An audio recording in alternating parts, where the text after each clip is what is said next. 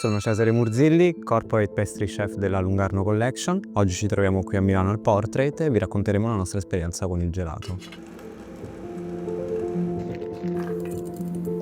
La nostra è una realtà molto particolare, tanta qualità ma tantissimi numeri. Quindi abbiamo necessità di avere la parola che torna un po' ricorrente, è sempre uno standard. È una parola molto importante perché il cliente da noi si aspetta che il dessert sia sempre buono, sempre lo stesso, ovvero servito allo stesso modo, con le stesse temperature. Abbiamo iniziato appunto con il gelato in accompagnamento ai dessert al piatto per poi passare alla tecnologia del soft che ci permette di avere un servizio del gelato molto veloce durante tutto l'arco della giornata e ci permette ovviamente di divertirci con abbinamenti sempre particolari e innovativi. Il cliente si aspetta tendenzialmente il solito gelato, la pallina di gelato. Quello che invece noi facciamo è dare una versatilità a tutto questo e possiamo raccontare una storia ai nostri clienti, soprattutto li facciamo divertire perché arriva questo dessert centro tavola con tanti topping, con tante aggiunte, il crumble, rendiamo l'esperienza un pochino più conviviale. La tecnologia a nostra disposizione,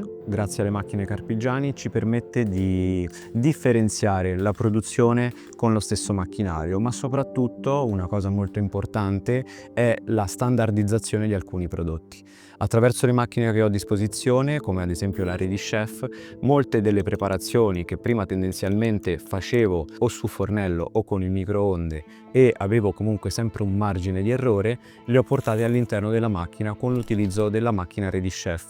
Ci permette di avere un prodotto sempre standard, sempre costante e quindi in linea con i nostri standard e la nostra qualità.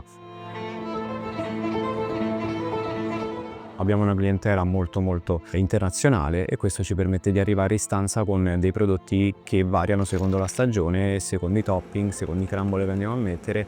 Quindi questa è la nostra sfida attualmente, migliorarci sempre di più in quello che è il servizio del gelato soft. E poi quello che facciamo è dare al cliente un momento di piacere, un lusso e tutto deve essere ovviamente impeccabile.